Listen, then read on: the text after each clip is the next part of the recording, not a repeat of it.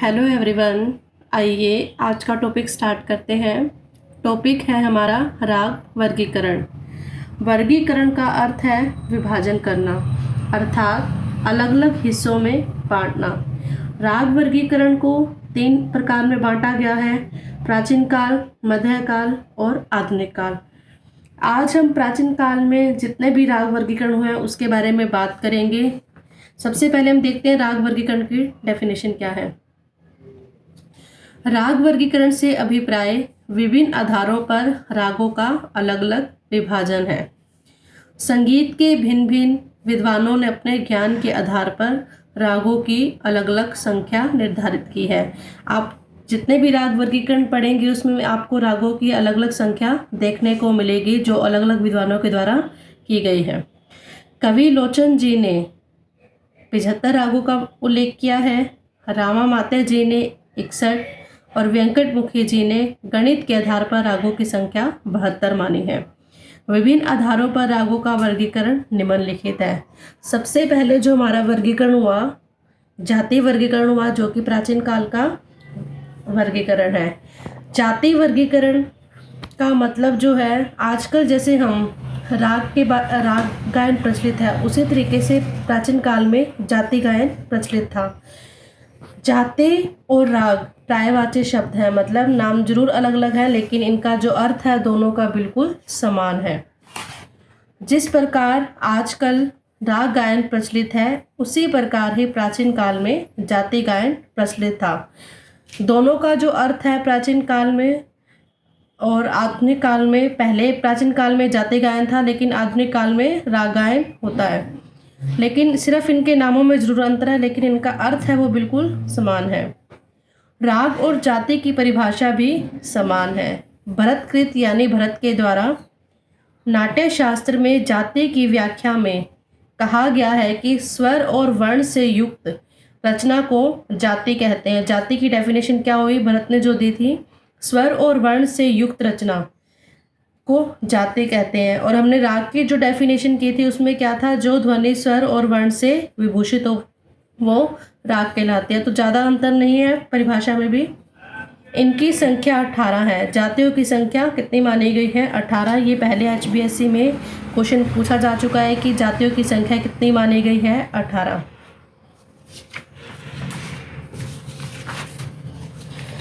ये जो 18 जातियां हैं कैसे उत्पन्न हुई वो पढ़ेंगे। ये 18 जातियां षडज और मध्यम ग्राम से उत्पन्न हुई थी। हमारे 3 ग्राम थे, षडज ग्राम, मध्यम ग्राम और गंधार ग्राम। गंधार ग्राम था वो हमारा प्राचीन काल में ही लुप्त हो गया था, उसका ज़्यादा वर्णन देखने को नहीं मिला, तो इसी कारण से षडज और मध्यम ग्राम से ही ये जातियां उत्पन्न हुई। षडज ग्राम से कितनी जातियां उत्पन्न हुई, 7, जिन्हें शुद्धा के नाम से जाता है, और मध्यम ग्राम से 11 जातियां उत्पन्न हुई जिन्हें विक्रेता के नाम से जाना जाता है। 7 जातियां उत्पन्न हुई षडज ग्राम से और 11 जातियां उत्पन्न हुई मध्यम ग्राम से। जो षडज ग्राम से उत्पन्न हुई उन्हें शुद्धा के नाम से जाना गया, और जो मध्यम ग्राम से उत्पन्न हुए उन्हें विक्रेता के नाम से जाना गया। शुद्ध जातियों में 7 स्वरों का ही प्रयोग किया जाता था और उनका नाम भी इन्हीं स्वरों के आधार पर हुआ था, जैसे शारजी, ऋषभी, गंधारी, मध्यमा, पंचमी, धैवती, निषादी। ये 7 नाम हैं। ये 7 शुद्ध जातियां कहलाती थी। इनके नाम वाला पहला अक्षर ही ग्रह स्वर वो होता है जिससे राग शुरू किया जाता था। ये प्राचीन काल की डेफिनेशन है ग्रह की। जिस स्वर से राग शुरू होता था उसे हम ग्रह स्वर के नाम से जानते थे। अंश स्वर, अंश जो स्वर है वो जिसका राग में सबसे ज़्यादा प्रयोग किया जाता है, जिसे आजकल हम वादी स्वर के नाम से जानते हैं। और न्यास की जो डेफिनेशन है प्राचीन काल और आधुनिक काल में इसकी डिफरेंट है थोड़ी सी। न्यास स्वर वो होता है जिस स्वर पर राग की समाप्ति होती थी। ये प्राचीन काल के अनुसार है, लेकिन आधुनिक काल के अनुसार न्यास क्या होता है, जिन स्वरों पर ठहराव किया जाता है। 11 विकृत जातियों में से 3 तो षडज ग्राम की ही थी, गंधारी, मध्यमा, पंचमी। ये 3 जातियां षडज ग्राम की ही थी विकृत जातियों में, और मध्यम ग्राम की 8 विकृत जातियां मानी गई, मतलब मध्यम ग्राम की 8 और षड्ज ग्राम की 3 मिलाकर के 11 विकृत जातियां मानी गई। शुद्ध जातियों के लक्षण में परिवर्तन करने से, अगर हम शुद्ध जातियों के लक्षण में थोड़ा सा भी परिवर्तन कर देंगे तो विकृत जाति का निर्माण हो जाएगा। ये देखते हैं कैसे। जैसे न्यास, अपन्यास। न्यास का अर्थ मैं आपको बताई चुकी हूँ प्राचीन काल में क्या था, जिस स्वर पर राग की समाप्ति होती थी। अपन्यास वो होता है जिस स्वर पर गीत के मध्य की समाप्ति होती है। जैसे स्थाई और अंतरा होता है गीत में, तो जो स्थाई का जो बिल्कुल लास्ट, स्थाई की लास्ट लाइन का जो लास्ट स्वर होता है उसे हम अपन्यास के नाम से जानते हैं। ग्रह स्वर जिससे राग आरंभ होता है। अंश स्वर जिस स्वर का राग में सबसे ज़्यादा प्रयोग किया जाता है। तो क्या है, न्यास अपन्यास ग्रह अंश स्वर देने से तथा या हम ये भी कह सकते हैं 2 या 2 से अधिक जातियों को एक में मिला देने से विकृत जातियों का निर्माण होता था। उदाहरण देखते हैं इसका। षाडजी, जो कि आपको पता ही है कि ये शुद्ध जाति में आती है। हमने 7 शुद्ध जातियां की थी, षाडजी, ऋषभी, गंधारी, मध्यमा, पंचमी, धैवती, निषादी। षाडजी और गंधारी को मिला करके कौन सी जाति उत्पन्न हुई? षडज कैशकी। गंधारी प्लस आश्वी को मिला के आंध्री विकृत। भरत काल में जाति गायन के 10 लक्षण माने जाते थे। कौन कौन से 10 लक्षण थे वो देखेंगे। ग्रह, अंश, न्यास, अपन्यास, अल्पतव, बहुतव, औड़व, षाडव, मंद्र और तार। भरत ने इसे 10 विधि जाति लक्षणम कहा है। ग्राम से मूर्छना और मूर्छना के आधार पर जातियों की रचना हुई है। संगीत रत्नाकर में जाति के 13 लक्षण माने गए हैं। ये क्वेश्चन पहले HBSC में पूछा जा चुका है कि संगीत रत्नाकर या फिर शारंग देव के द्वारा जातियों के कितने लक्षण माने गए हैं। तो जातियों के 13 लक्षण माने गए हैं, लेकिन जो भरत काल में माने गए थे वो जाति के 10 लक्षण थे और जो शारंग देव ने माने वो 13 लक्षण थे। सिर्फ 3 ही लक्षण और इन्होंने जोड़े थे, वो कौन कौन से थे पढ़ेंगे। भरत के 10 जाति लक्षणों को तो उन्होंने माना ही था, इसके अलावा 3 जो और जोड़े थे, संन्यास, विन्यास और अंतर्मार्ग नामक 3 लक्षण शारंग देव ने जोड़ दिए हैं। इम्पोर्टेंट बात इसमें क्या है कि हमने प्राचीन काल का तो पढ़ ही लिया कि कितने जाति के लक्षण माने गए थे, लेकिन आधुनिक काल में भी हमें पता होना चाहिए कि कितने लक्षण माने गए हैं। आधुनिक काल में भी जाति के 10 लक्षण माने गए हैं, लेकिन इनके जो नाम हैं वो अलग हैं। इस प्रकार है जैसे ठाट, आरोह, अवरोह, जाति, वादी, संवादी, आविर्भाव, तिरोभाव, पकड़, न्यास के स्वर, पूर्वांग, उत्तरांग, गायन समय और राग का रस। नेक्स्ट वर्गीकरण हम पढ़ेंगे जो कि है ग्राम राग वर्गीकरण। यह भी प्राचीन काल का ही राग वर्गीकरण है। जाति वर्गीकरण के पश्चात ग्राम राग वर्गीकरण का जन्म हुआ। सर्वप्रथम मतंग मुनि द्वारा लिखित बृहदेशी में ग्राम राग शब्द का प्रयोग किया गया। ये क्वेश्चन HBSC में पूछा जा चुका है कि सबसे पहले जो राग शब्द का, क्योंकि ग्राम राग का मतलब राग ही है वैसे तो राग शब्द का सबसे पहले जो प्रयोग है किस ग्रंथ में किया गया या किस विद्वान के द्वारा किया गया, तो बृहदेशी ग्रंथ में किया गया और मतंग मुनि के द्वारा किया गया। ये बात हमें बिल्कुल ध्यान में रखनी है। ग्राम राग क्या थे? ग्राम राग भी जाति या राग के समान ही सुंदर और गेय रचनाएं होती थी। प्राचीन ग्रंथों में 30 ग्राम राग मिलते हैं। ये क्वेश्चन पूछा जाता है कि ग्राम रागों की संख्या कितनी मानी गई है, तो वो कितनी है? 30। अर्थात 18 जातियों में से कुल 30 ग्राम राग उत्पन्न माने गए। जाति वर्गीकरण में हमने पढ़ा था कि कितनी जातियों की संख्या मानेगी? 18। उन्हीं 18 जातियों से कितने ग्राम राग बने? 30। मूर्छना से जाति और जाति से ग्राम राग उत्पन्न माने गए हैं। इन ग्राम रागों को शुद्ध, भिन्न, गौड़, बेसर तथा साधारण इन 5 गीतियों में विभाजित किया गया है। शुद्ध में 7, भिन्न में 5, गौड़ में 3, बेसर में 8 और साधारण गीति में 7 ग्राम राग थे। इन 5 गीतियों में अलग अलग ग्राम राग थे।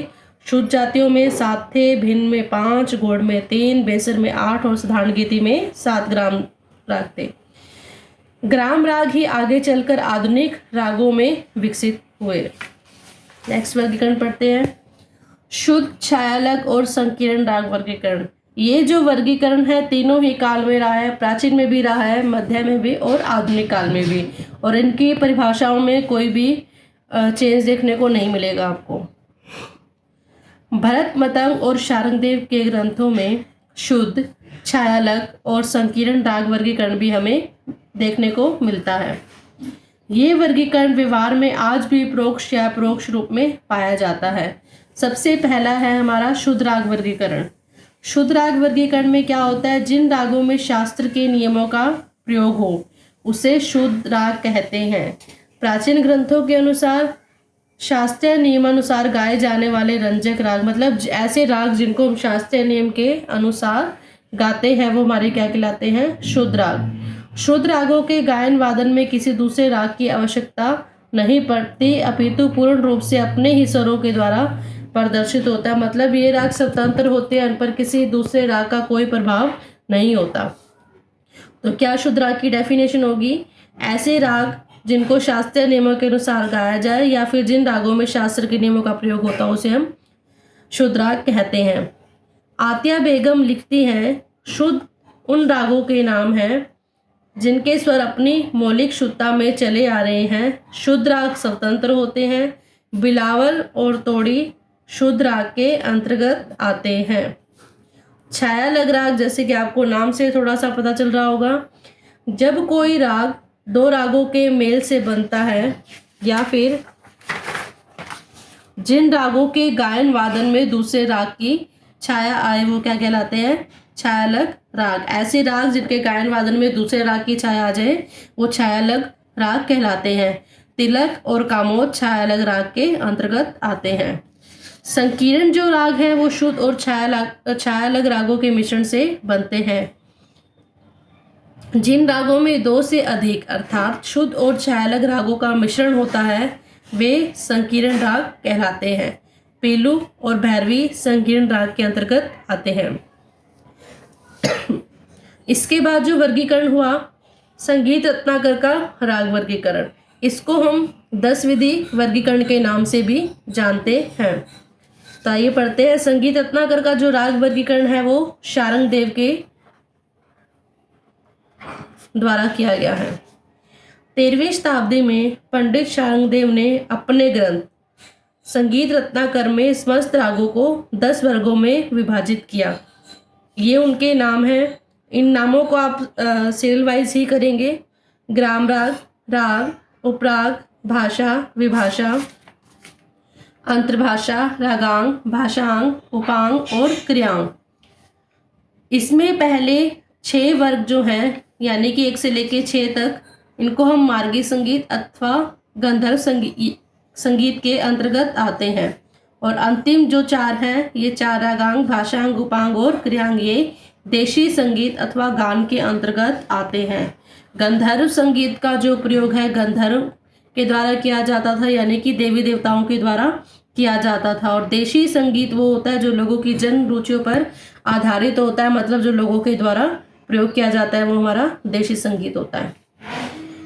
सबसे बड़ी बात है कि इसके बारे में ज़्यादा व्याख्या देखने को नहीं मिलती है। इनकी विस्तृत व्याख्या किसी भी ग्रंथ में नहीं मिलती है। जो कुछ भी मिलती है वो आपस में एक दूसरे की विरोधी है। इनके विषय में बहुत थोड़ा कहा जा सकता है। इन्हें निम्न प्रकार से समझा जा सकता है। ग्राम राग, राग और उपराग। जैसा कि हमें पता है षड्ज और मध्यम ग्राम से मूर्छना के आधार पर ग्राम राग उत्पन्न माने गए हैं। इनकी संख्या 30 मानी गई है। ग्राम रागों की संख्या कितनी मानी गई थी? 30। एक बात ध्यान रखनी है कि ग्राम राग से ही रागों की उत्पत्ति हुई और रागों से ही उपराग की। तो ग्राम राग से कुछ अन्य गेय रचनाएं उत्पन्न हुई जिन्हें राग और उपराग कहा गया। अतः ग्राम राग, राग और उपराग राग वर्गीकरण के प्रकार थे। ये तीनों किसके प्रकार थे? राग वर्गीकरण के। संगीत रत्नाकर में 30 ग्राम रागों का, 20 रागों का और 8 उपरागों का वर्णन देखने को मिलता है। आगे बढ़ते हैं। भाषा, विभाषा और अंतर्भाषा ये भी संगीत रत्ना के अंतर्गत ही है। ग्राम राग से उत्पन्न रचनाओं में भाषा राग भी सम्मिलित थे। भाषा से विभाषा राग और विभाषा राग से अंतर्भाषा राग उत्पन्न माने गए। भाषा हम कहते किसे हैं? भाषा राग। जिन रागों में भाषा शैली का प्रयोग होगा वो हमारे भाषा राग कहलाएंगे। विभाषा, जिन रागों में विभाषा शैली का प्रयोग होगा वो विभाषा राग। और अंतर्भाषा, जिन रागों में अंतर्भाषा शैली का प्रयोग होगा उन्हें हम अंतर्भाषा के नाम से जानेंगे। इम्पोर्टेंट बातें पढ़ते हैं कुछ। जिन रागों में भाषा शैली का प्रयोग हो भाषा राग कहलाए वो। जिन रागों में विभाषा शैली का प्रयोग हो वो विभाषा राग कहलाए। प्राचीन ग्रंथों में भाषा, विभाषा और अंतर्भाषा का जो प्रयोग है वो 2 अर्थों में किया गया। प्रथम अर्थ के अनुसार भाषा, विभाषा और अंतर्भाषा राग की तरह ही विशिष्ट गैर रचनाएं थी, जबकि दूसरे अर्थ के अनुसार ये प्राचीन गायन विधि के प्रकार थे। मतंग मुनि द्वारा लिखित रहदेशी में 7 प्रकार की गीतियां मानी गई हैं, जिनमें भाषा और विभाषा भी सम्मिलित हैं। मतंग ने भाषा के अंतर्गत 10 राग माने हैं और विभाषा के अंतर्गत 13 राग माने हैं, जबकि वो जो हमने पहले रागों की संख्या की थी वो संगीत रत्नाकर के द्वारा की थी, शारंगदेव के द्वारा की थी। लेकिन जो मतंग ने मानी है वो अलग मानी है। भाषा के अंतर्गत कितने मानी हैं? 10 राग माने हैं। विभाषा के अंतर्गत 13 राग माने हैं।